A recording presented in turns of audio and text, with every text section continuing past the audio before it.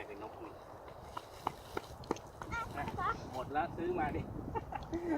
เดี๋ยวไปซื้ออีกป่ะ โอ้ยไม่ถีไปแล้ว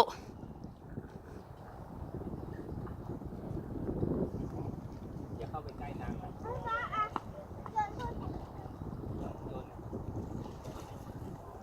มอง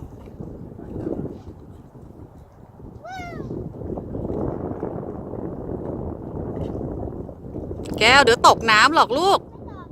เออ